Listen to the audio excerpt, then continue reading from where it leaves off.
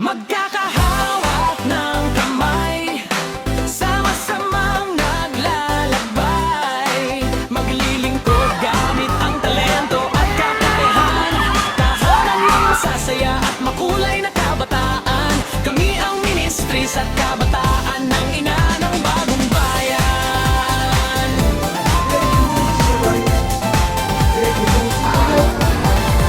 Kasamang maglakbay ng mga bata, naghahati ng aral at pag-asa.